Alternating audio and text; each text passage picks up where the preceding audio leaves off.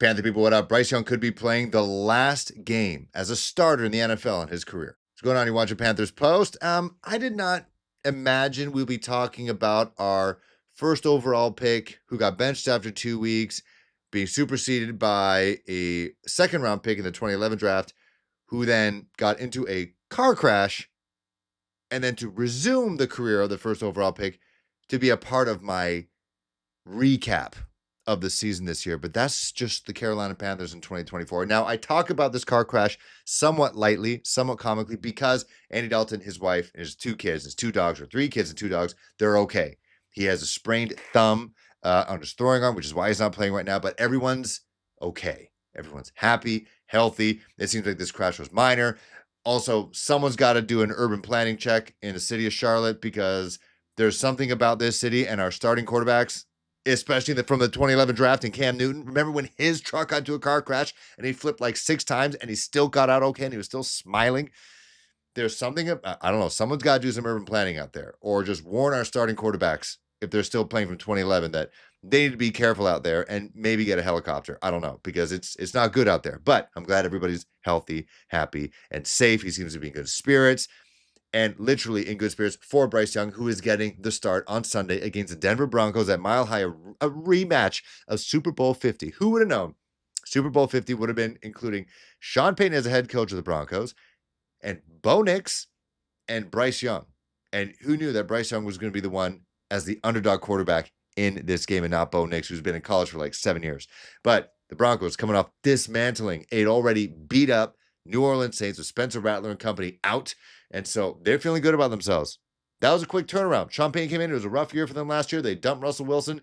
And now here they are doing their thing with Bo Nix and this defense, which is top 5 defense. And this is the worst kind of team that someone wants to come back to in terms of building their confidence. We're talking about building Bryce Young's confidence, his mental psyche, making sure he's okay. This is the wrong defense to do that. They're going to mess with his psyche. They're going to break his body. And so it's going to be tough. It's going to be tough for Bryce.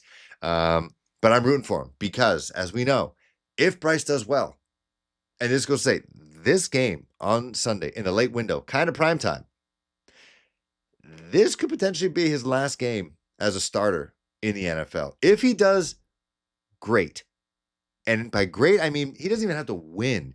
If he could look like Green Bay Bryce from last year or Tampa Bay Bryce from last year and keep a game close, and just kind of take a little bit of that energy, that effort energy that Andy Dalton had in week 3 against the Vegas Raiders, and just flung it out there and just had fun and just threw the ball and then throw guys open, like do the things that he was supposed to do, that he was marketed at doing in the draft, and hopefully staying in the pocket, hopefully learning a couple things, showing us he's learned a couple things from Andy, from Dave Canales and company, that he can be that guy and just play with that effort energy. Like he might not be here again, and just, I think he'll play his best ball that way. And hopefully, because they have no choice, the likes of Deontay Johnson, Adam Thielen, who's coming back, by the way, play for him the same way they were playing for Andy Dalton with the Raiders. Because in the end of the day, if it goes according to plan, like the reason why this season sucks so bad, and I haven't even worn this jersey except week 1, was the plan is not going according to how we planned it. Like we built the offensive line, got some skill position players out there, but our first overall pick that we gave up 2 first-round picks, DJ Moore, and second-round picks and all that stuff, is just not panning out.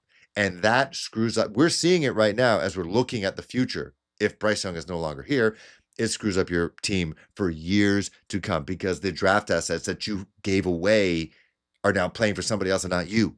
And you look at our defense, how beat up it is right now. There is no depth. There are no stars besides J.C. Horn.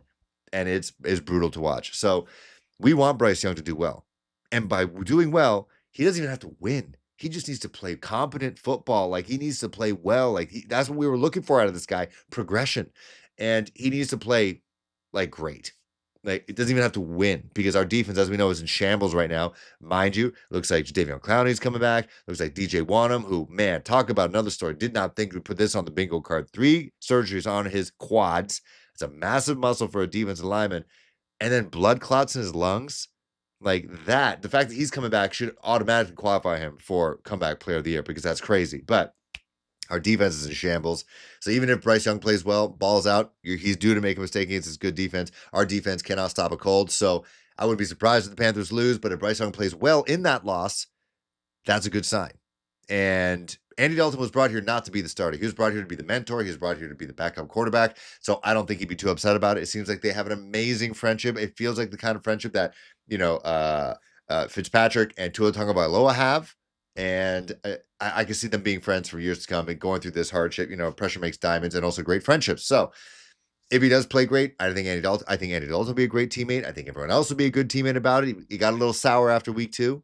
But if he plays well in a loss, keep it going. But if he plays poorly, that is a wrap, I think, for his career as a starter in the next couple of years. Because whoever does pick him up in a trade, and if he plays poorly on Sunday, that could be for like a bag of balls and some stale Gatorade.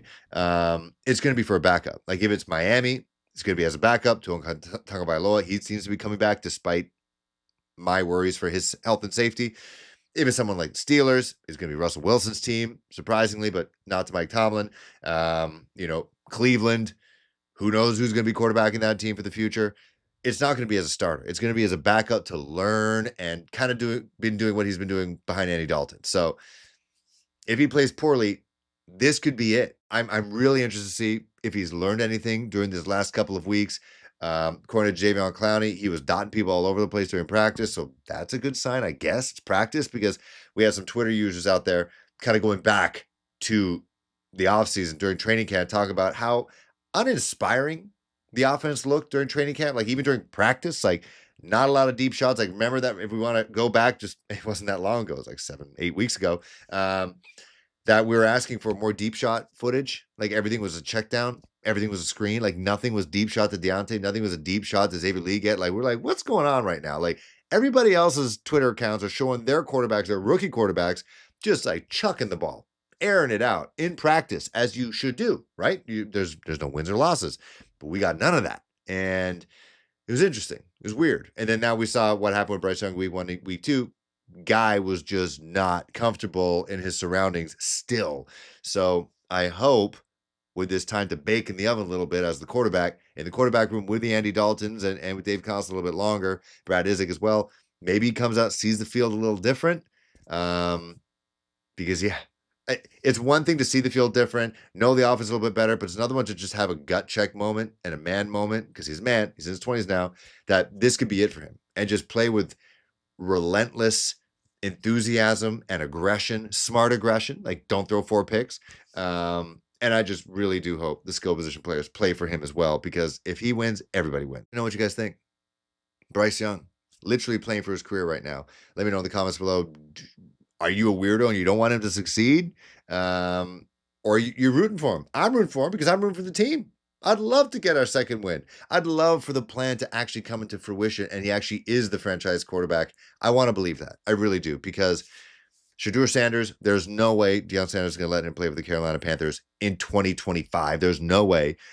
Cam Ward kind of reminds me of CJ Stroud a little bit with his demeanor. Like nothing really seems to phase that guy, but he's also has crazy arm talent, crazy arm angles, off-platform plays, more so than CJ Stroud in college. So I can see that, but this defense needs help. And so I don't want to think about quarterbacks. I want to think about defensive players. I want to think about D linemen. I want to think about safeties and linebackers and tight ends and running backs and corners. I don't want to think about quarterback right now. I really don't. And Bryce Young can help us with that by balling out on Sunday. Let me know you have an ounce of faith that that's going to happen.